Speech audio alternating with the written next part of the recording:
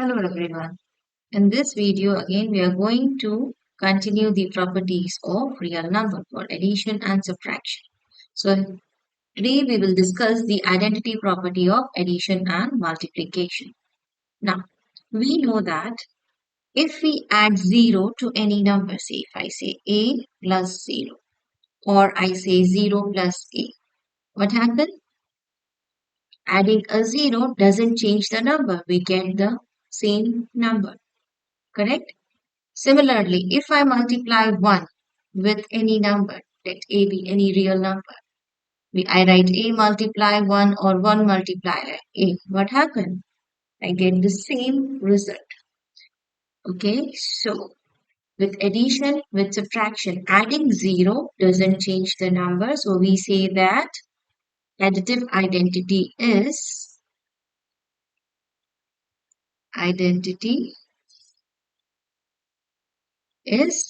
0. Okay, because adding 0 doesn't change the number. We get the same number. That's why we are calling it as identity. Okay. Similarly, multiplying with 1 doesn't change the number. It gives you the same number. So we say that multiplicative or multiplication identity or identity of multiplication is 1. So suppose we get a question like identify whether the given example we are using identity property of addition or multiplication. Addition is first one, multiplication is second. So it means if it is 0, it's additive property of addition, and if it is 1, it's multiplication. So for instance, if we give you the example, say minus 8 plus 0 equal minus 8. So what we are doing here, we are adding 0. So it means what we are doing, we are using identity of addition because we are adding 0 which keeps the number unchanged. Similarly, if I give you example like 7 over 8 multiply 1 equals 7 over 8. So what we are doing here? We are doing the multiplication with 1. Multiply with 1. So this is for multiplication identity. We are using the property of identity for multiplication. Okay. So what you need to remember is additive identity for any real number is always 0 and multiplicative identity for any real number is always 1. Okay. Now moving to the next property, the property of inverse. Okay. Inverse property again for addition and multiplication. So we will see how do we find the additive inverse or multiplicative inverse. Okay. So suppose again a is any real number. So in a, what number shall I add so I will get 0? Like I'm asking you 2 plus which number gives you 0? So yes, what is it? Minus 2. What I did? I changed the sign. So if I have minus 5, what shall I add here to get 0? Again, change the sign. So this is true in general for any real number. So for a, if I add it with minus a, I'll get the result as 0. So we call minus a as additive inverse or inverse of addition. Okay. Similarly, if what number shall I multiply with a so that I get 1? Like if I have 2, what shall I multiply with 2? So I return back to 1. Since 2 is in the numerator, I have to cancel this 2. I can cancel this 2 only if it is in the denominator. So numerator should be 1. I'll just find the reciprocal. Okay, similarly, if I have 3, 1 over 3, which number shall I multiply with to get 1? So it's 3. If I have 5 over 6, tell me what shall I multiply to get 1? Since 5 is in numerator, I need in denominator. 6 is in numerator, I need it in the denominator, I need it in the numerator. So it cancels and gives you 1.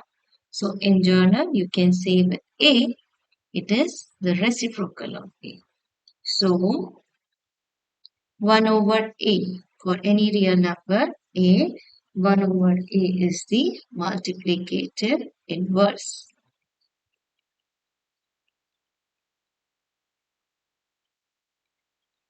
So what you need to remember, when you have to find additive inverse, change the sign.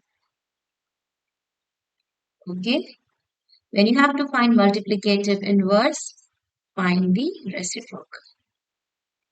Means find the inverse. Change the position.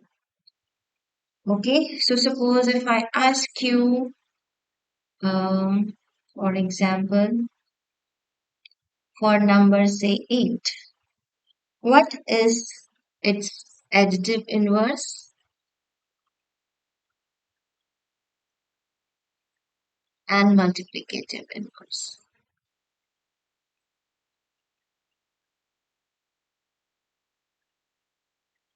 Additive inverse. So what you have to do, change the sign. You have 8, so you write minus 8.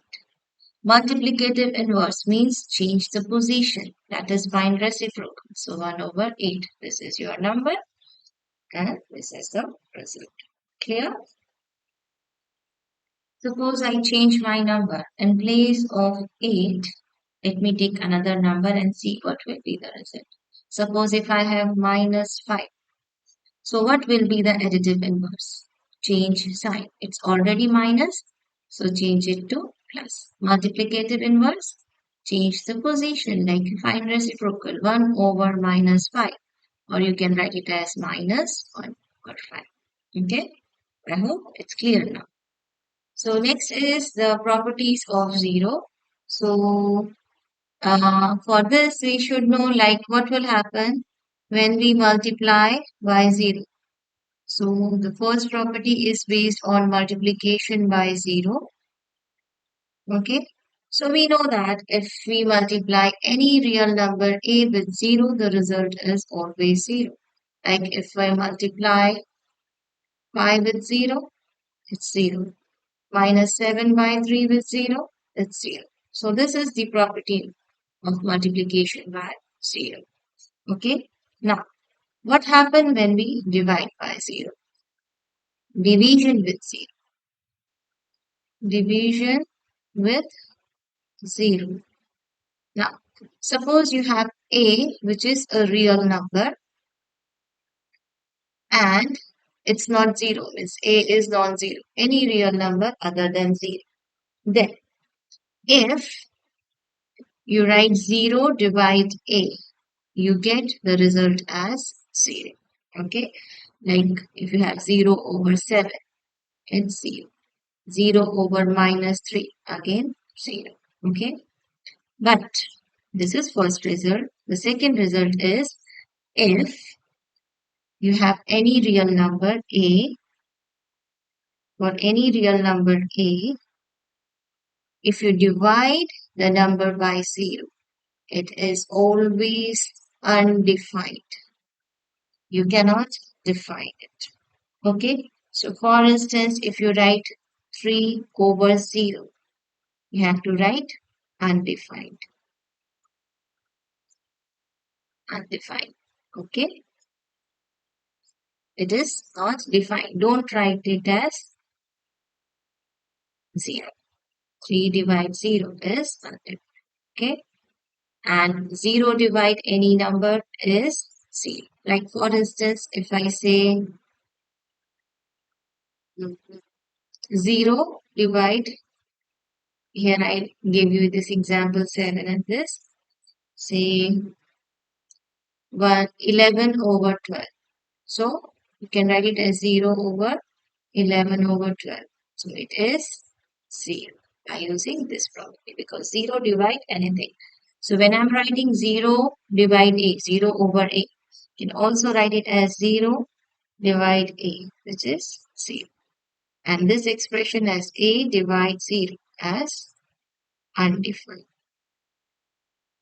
Okay.